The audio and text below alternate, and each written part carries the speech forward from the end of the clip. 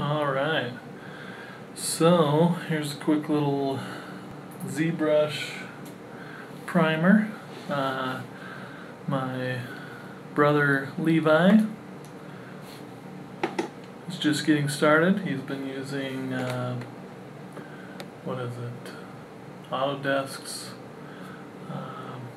application for sculpting. I'm drawing a blank at the moment, but we'll probably end up deleting this. Mudbox.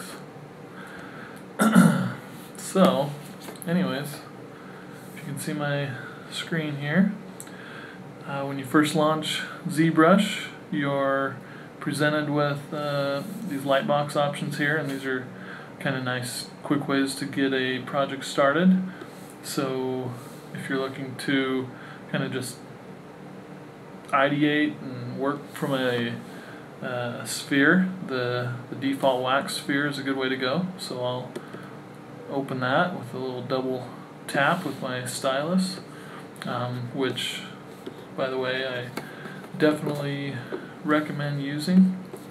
You can use a mouse, but it's not near the enjoyable experience of ZBrush at that point. So you can see from these little red dots here, it shows me, on the sphere where I'll be sculpting, and right now it's set to mirror, so if I start to sculpt, I'm getting the same thing on both sides, and that can be controlled up here under transform, activate symmetry. So if I were to check that, that would turn the symmetry off, or there's other axes where you can use symmetry. So just quick little lay of the land, in the window here, if you just click and move your mouse or stylus around, that will rotate the viewport. If you hold down Alt and then click and drag, that kind of scales you around. If you hold down Alt, click, release Alt, and then start to drag with your mouse as it's still clicked, then you can zoom in or zoom out. So the Alt button and all of these different combinations of clicks is super important in ZBrush. And so if you want to snap your viewport so I'm rotating around here, I want to just see the side of it, hold down Shift as you're dragging, and then it locks at different viewports or at different stages. So there it is, kind of locked to the front, side, and then I can move it around. You can see we're in perspective mode right now, so that's why we're getting kind of this distorted view. We're in front, but it's still a perspective view. So if I were to click that, now we're in the kind of the standard orthographic view, I think is what it's called. So there's a true front view, side view, and again, I'm starting to drag, and then I hold down Shift to snap to those different views. So just kind of a little lay of the land there. It's important. Don't be afraid to explore some of these different options. Another thing to note is my version of ZBrush, or the way I have it laid out, might look a little differently than yours. It's not the standard, but if you'll go up to the top of the screen, top right hand side, you'll see these little load previous, load next. Just kind of toggle through those, and you can see the different potential layouts of ZBrush, standard layouts. I like this one. I don't know what it's called, but where you have these different tools at the bottom and then some different materials that you can toggle through. So right now we've got this white waxy looking skin shade is what it's called, but if I click on red wax, you get a different look. And those are not permanent, they're just nice to toggle between when you're sculpting, because you might see things with different materials that you wouldn't notice with another, etc. So As I'm talking, I'm just kind of playing around with some of these tools. Down at the bottom, you've got your standard move. It's pretty self-explanatory. Just kind of pulls the points around. You've got the standard brush, which I don't use too often anymore, and I'll show you why. So that's kind of a fat stroke, but if you use this Damien standard, or Dam standard for short, that has a nicer carve, and you can see it's carving inward, and that is controlled by this up here, the Z subtract instead of Z add, or while sculpting, if you hold down Alt, I told you Alt is your friend in ZBrush, then it will do the opposite of whatever it is up here. So, which is nice because you can be sculpting and then switch to the other mode for some other details or whatever. So Alt is your friend for quickly toggling back and forth. So I'm going to go ahead and undo some of these things, and obviously you can hit Command Z or Control Z to undo, or there's this little undo history up here. I can go all the way back to the beginning, click on that, and here we are with our default wax sphere again. And then it's going to give you this warning, you're going to lose your undos. That's okay, I meant to, that's fine. So, just real quick, let's kind of take this into something real, and what makes this, what I really like about the most recent versions of ZBrush is the ability to use the Dynamesh. And so if you look under Geometry tab over here on the right, and you scroll down to Dynamesh, tap on that. See, it's actually not selected right now, which is fine. Just go ahead and hit Dynamesh, and then hit OK. And so the sphere is now a Dynamesh sphere. And again, when you first open up, it looks like I picked default wax sphere. I wasn't paying attention, but you could go ahead and just go Dynamesh sphere, and I'll say I don't want to save. So this way, if I've double clicked on that, that's starting you off. So we've just started, we have a Dynamesh sphere, we have transform, and I'll show you the beauty of Dynamesh. So okay, so we're starting out with the sphere here. I've got my move brush, and if you click spacebar, you'll get this little menu will pop up, and you can scale your size of your brush, or what they call, well, no, they call them brushes, never mind. Play with the focal, so how intense it is in the center, and then you get more of a fall off on the edges.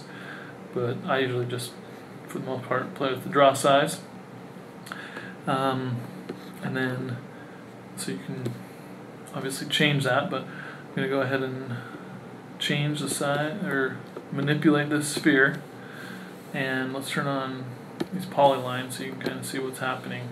You know, it's stretching these polygons, which in Mudbox, or pretty much all other 3D applications that I know of, this would be a problem.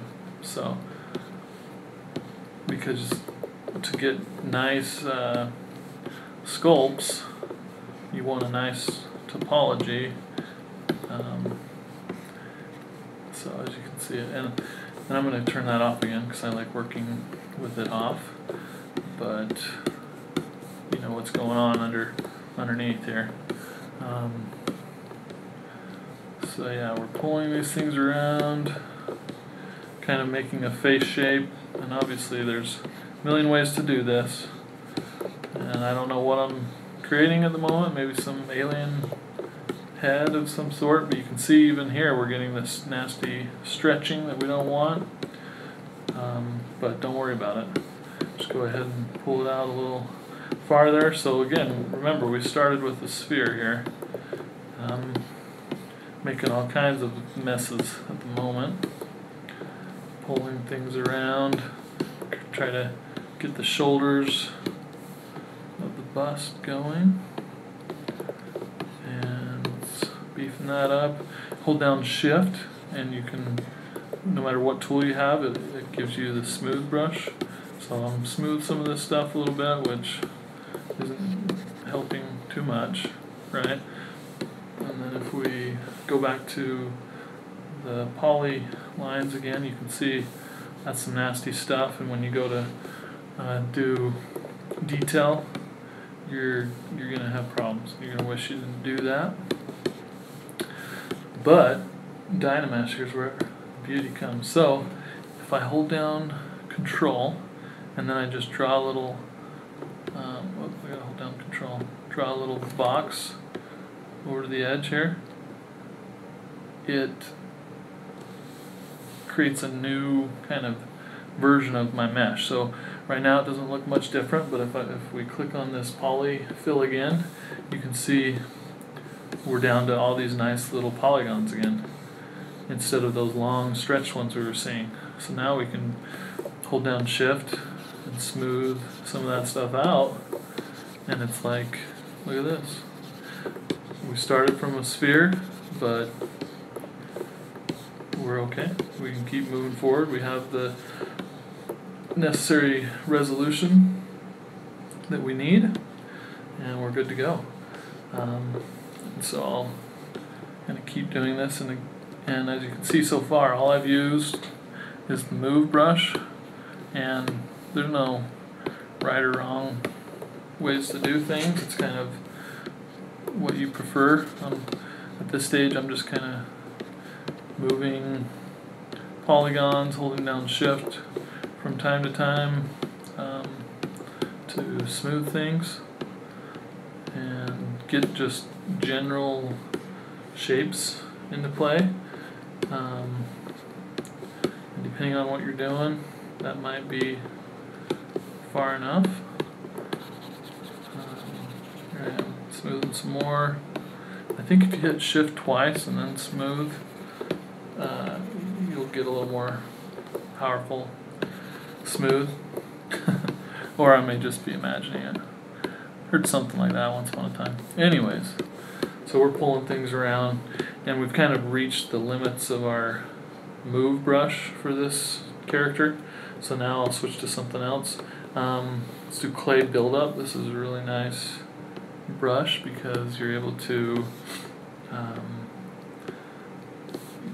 effectively add clay, or at least it gives you that impression, and it's a nice way to block in shapes. So you can see it looks like layers of clay being laid on top, and you can quickly build shapes up.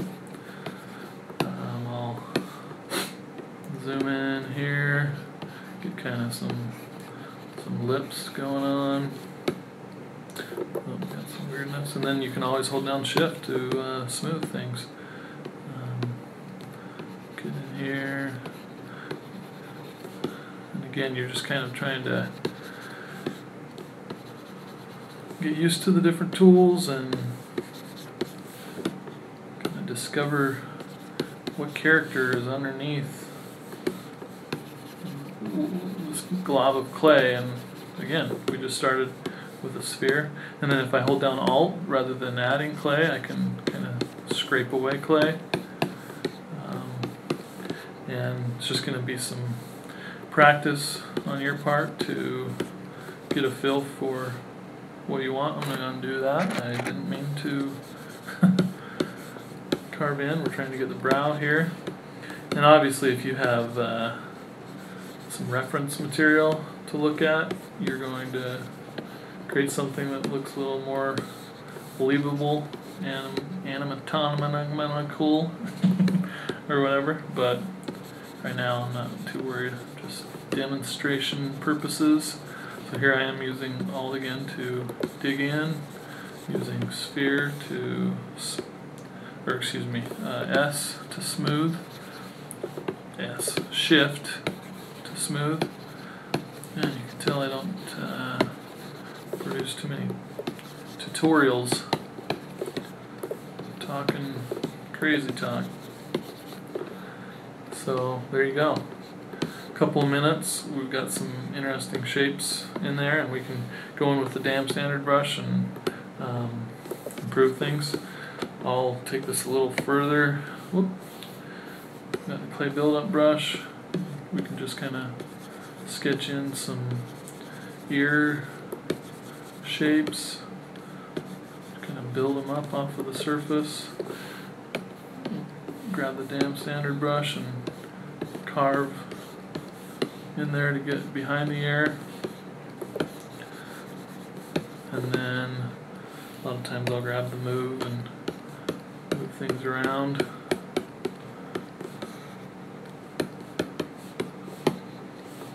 So, you know, it's kind of a combination of those three brushes is how I do 90% of my sculpts.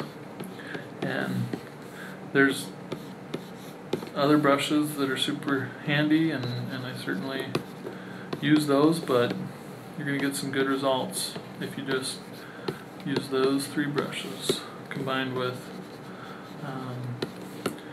holding down Shift for smooth, obviously. So kind of working quicker here, just getting a feel for it, and so I can hold down Alt again to get the opposite effect and maybe add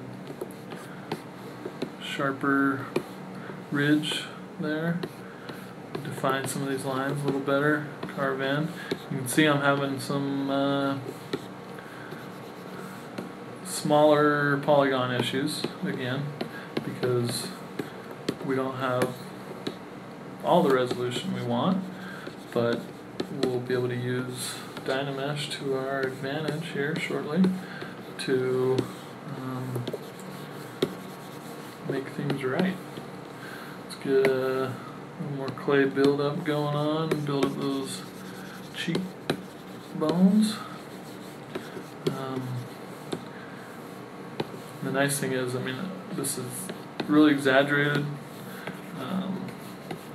in the proportions, and I'm not necessarily happy with the silhouette or any of those things, but this is super malleable stage. You can see I've grabbed the move brush again and holding down Shift to bring up that menu you just saw, and I can pull things around to get maybe a little more realistic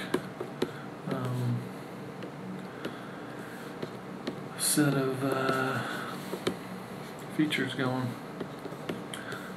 Push that in, and you can see I'm constantly moving around my model to see it from all different angles and get a feel for whether things are going in the right direction or not.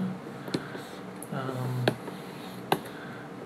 then, you know, right now it doesn't help that we've got these creepy eye sockets where eyes should be, but I'll show you how we get the eyes going here in just a moment. Just kind of fleshing in some more of this character, and it's kind of a mess right now, but whatever.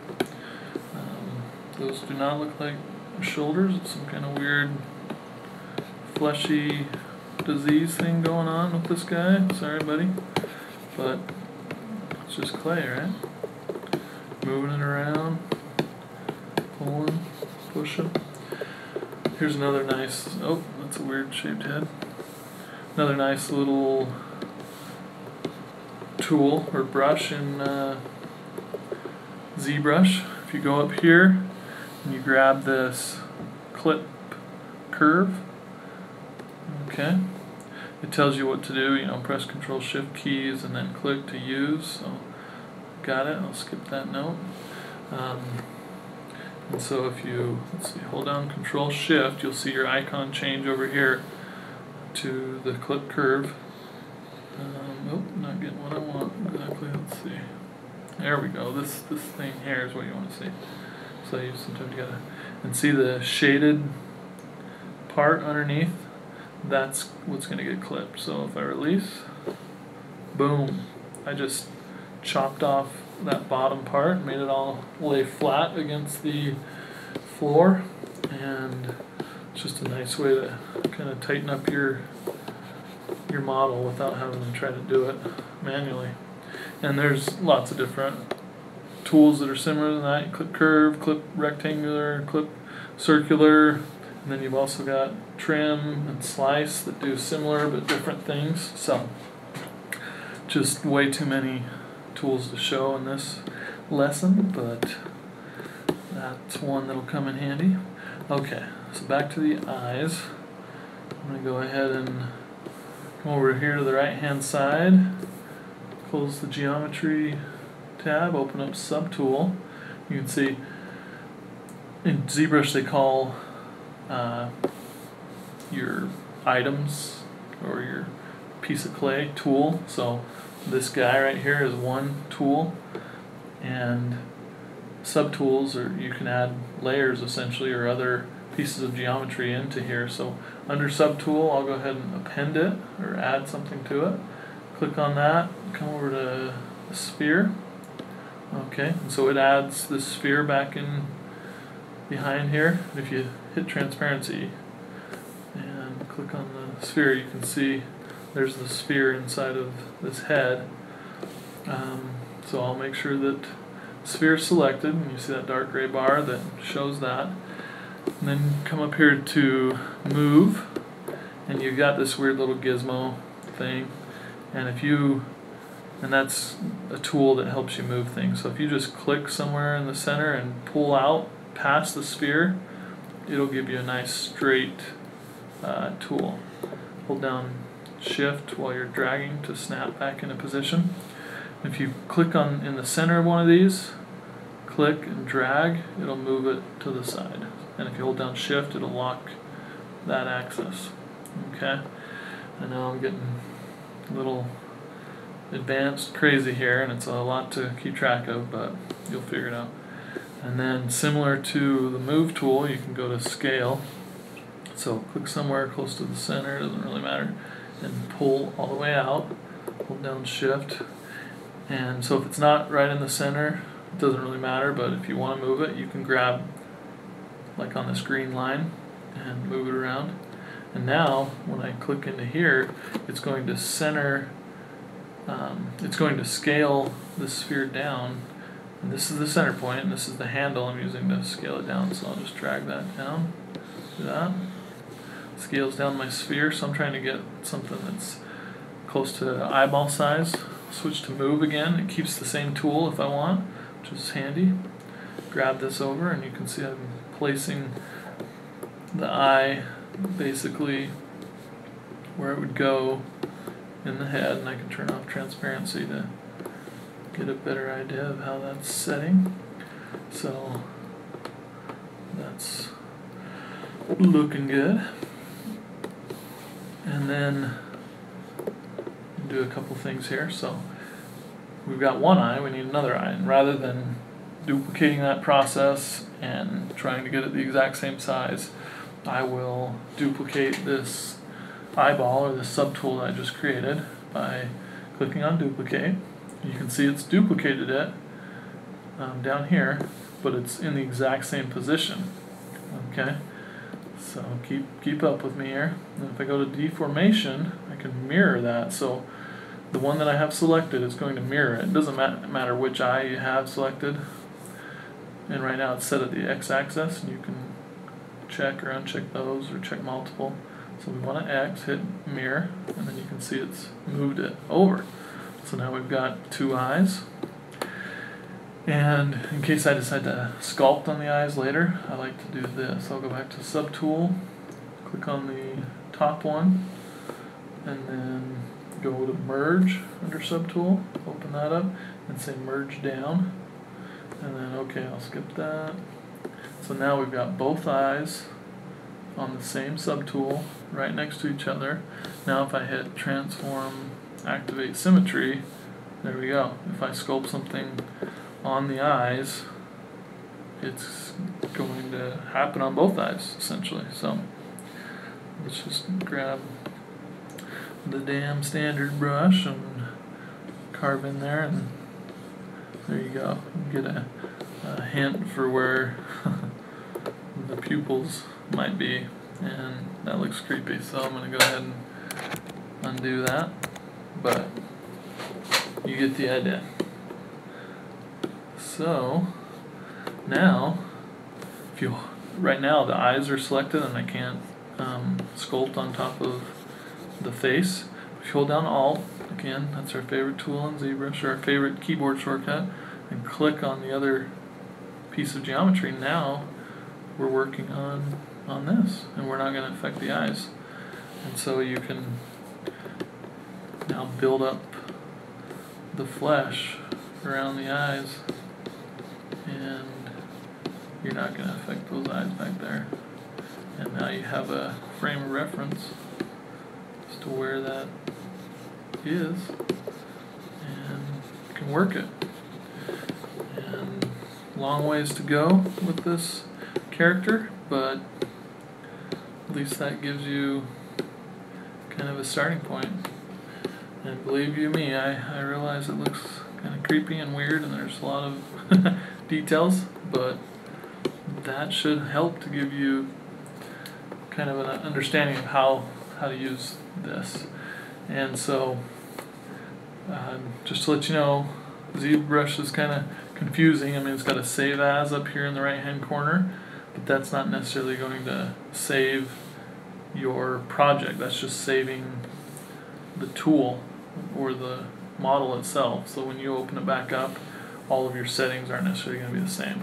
So that's the old way of saving in ZBrush, and it still can come in handy for different reasons, but the way you want to do it now is come up to File, Save As, and then I'm just going to go to Desktop, save it, and it's a ZPR file, or a ZBrush project repository, or whatever. And then we can name it. It's just calling it DynaWax 128 because that was what we started with. But I'm going to call it Weird Bust. Okay, save that. And so next time, so if I go ahead and initialize ZBrush, which is basically the same as starting it over, closing ZBrush and reopening it, I can open that up. So you'll see here, it's over here in the left hand corner, still initializing. Oh, it's done now. I made a weird little mark, but just ignore that. So now if I go to File, Open, don't want to save this weird thing I just did, go to my desktop and look for Weird Bust, open that bad boy up, we're exactly where I was, you know, the exact rotation of the viewport, all of, you know, the current piece of clay or tool is selected, everything. If I would have saved it in this red wax state, it would be there. Okay, cool. So that's how you do that. And remember, you can Dynamesh at any time if you want to keep working on this, because you can see the ear has some weird stretch polygons and so forth. So again, if you hold down Control, just draw a little box to the side, you'll see it kind of re-average those polygons. And you can change the resolution of Dynamesh over here. Right now it's 128. If you've got like a full character here that's got arms and legs and all kinds of detail, you might want to bump that up to 500-600 or something, but I just keep Dynameshing on accident. So that's that. Okay, so now you can see we've changed some materials, and that kind of changes the look, but it's not permanently, it's not going to stick. if I wanted to, let's say, start adding color to this model, painting on top of it, man, there you go with my control dynamesh stuff, then you got to go through some different steps. So it's what they call that is poly paint. So I've got this tool selected, right, the head clay. If I hit colorize, it's going to take the current shader that I have, as well as whatever color I've got over here. So right now it's white. I could make it more of a flesh tone. There we go. And then right now it would just save, if I were to colorize that, it would just capture the RGB values or the colors. If I clicked mRGB, it's going to capture the material, that's the M, and the colors. So we'll go ahead and do that. Hit colorize. Okay. And it didn't do what I expected it to do. Did I switch to the eyes on accident? I must have. Okay, let's undo that. Okay, make sure we have this selected. Okay, let's try this again. Hit colorize. Alright. That's weird. That is really weird.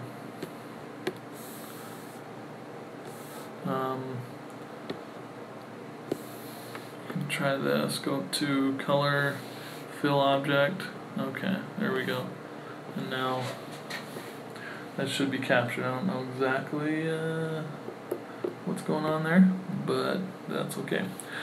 So now if I were to start sculpting, let's say I pick purple, and the eyes are going to change colors because they haven't done this colorize tool yet on them. But right now it's set to add geometry, like add, like sculpt. That's what that is, and color. So if I just want a color, I want to uncheck Z add, and then pick the color I want to use, and then I can just start painting directly on here, and you can see it's painting at this point. And you can roughen your colors like this if you want, and then hold down shift, and see, if I hold down shift, it brings up the Z add again, so I'm going to want to uncheck that. So I'm just dealing with the RGB. Hold down shift, and then now I'm smoothing, I'm blending that reddish color with the flesh tone color. So continue to work your colors in there like that. And then if you want to sample or use kind of an eyedropper tool to pick a color, you can click in your color, click and hold, and then drag over, and then you can see it changing over here on the left hand side based on where my cursor is. And then now that's your color you're using, and you can continue to blend that stuff in and get what you want out of it. So that is kind of my initial primer for you on ZBrush. Hope you enjoy. I can certainly answer additional questions or point you in the right direction if you have those. We didn't talk about Z-spheres. That's another cool way to start off a project in ZBrush. So maybe I'll create another one on that subject. Again, to save as, and then you can save over the same thing, or if you just hit Control S or Command S, it'll do the same thing. And it's saved, it's going to ask to replace it. Okay. So now next time I open this up, we'll have this guy in the same spot and be good to go. Alright, hope you enjoy. Best.